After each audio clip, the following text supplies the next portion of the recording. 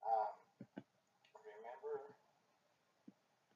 that we said last class that we talked about slavery being the cause of the Civil War, no ifs, ands, or doubts, and then I picked this picture. Am I not a man? So remember tomorrow we don't have a debate.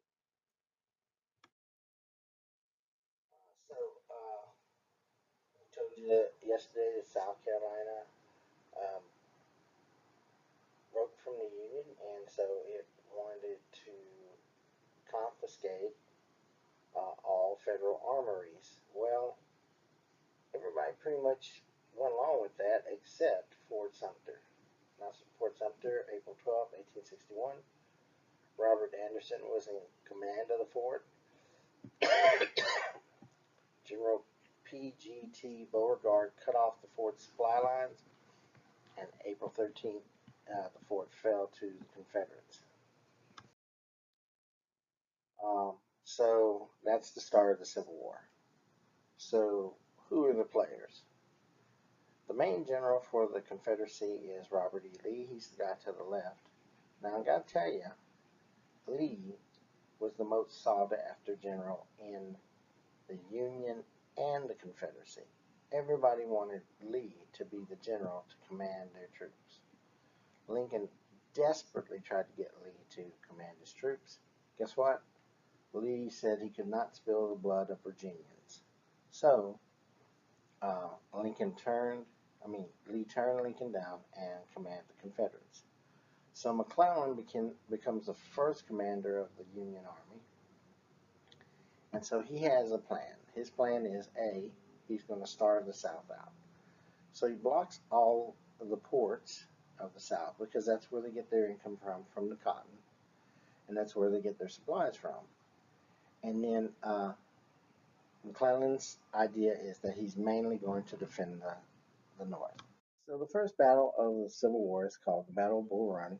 So Union troops talk about battles in the Civil War by the landmark, physical landmark that's near them. Southerners talk about the um, nearest town or the nearest man-made landmark near them. So for Union soldiers, it's called the Battle of Bull Run, July 21st, 1861. For Confederates, it's called the Battle of Manassas. Now, I gotta tell you, the battle was kind of publicized. So people came out with picnic baskets to actually see the battle because it was very close to Washington, D.C. The Union soldiers' idea was that they were going to win the battle of Bull Run and go on down to Richmond and take the capital of the Confederacy, which was Richmond, Virginia. Um, the battle was a surprise to everyone. Union forces were going to capture Richmond. Crowds from Washington, D.C. came out to watch the battle. Okay, I said all that. At first, the Union was winning, but the Confederates were reinforced by rail, and it became a rout. So the two sides are fighting.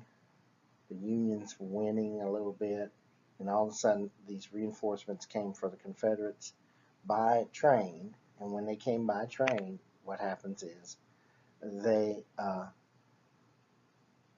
Union soldiers just run for it. And so when they run for it, they actually steal some of the horses and carriages of the people that were picnicking on the hill.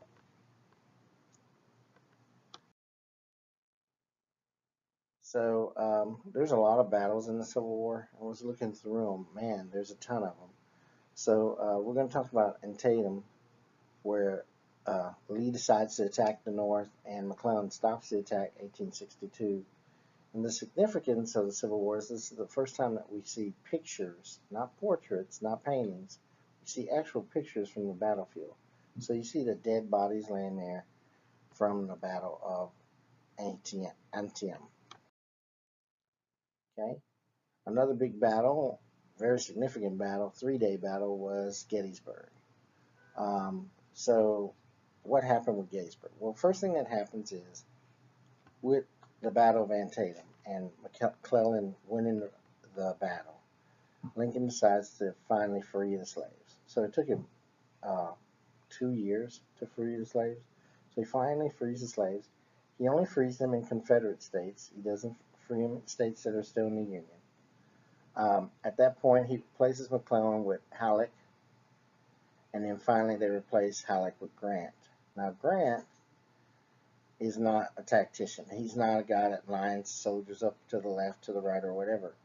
He just sends a wave of troops in. Because what Grant realized is he had plenty of troops, and he had plenty of cannons, and he had plenty of guns.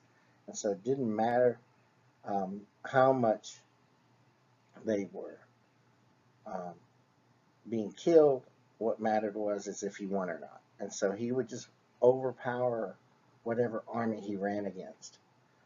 Now, of course, the Confederates had the advantage of Lee and other strong leaders like Stonewall Jackson, but the Union always had the advantage in numbers. So, July 1863, Lee decided to invade the North, and Gettysburg was the most destructive battle of the war.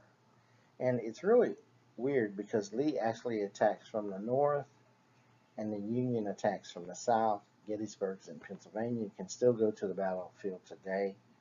Um, People tell me that you can still sometimes dig up bullets and different things from the grounds. I don't know because you're not supposed to do that.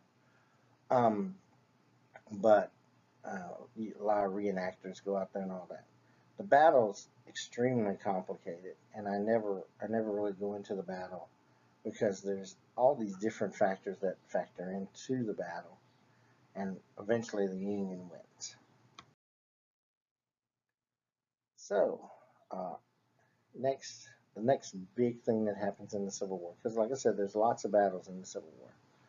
William Tecumseh Sherman started a scorched earth campaign that cut through Georgia. He destroyed everything in their path and burned Atlanta. Um, and Lee surrendered at Appomattox on April 1865.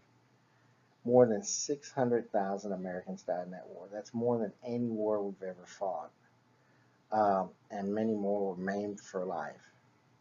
And I believe the effects of the war are still felt today. So, your question today is, what is the most significant event of the Civil War? So I gave you a couple. You can decide which one you want. Or if you want to research and find something different, that's fine. And today is kind of our last class. So I would like to know, what did you like about religion or social studies class? What would you like to see disappear from religion or social studies class? And how would you rate both classes? So thank you very much for the year. And hopefully Monday we'll see you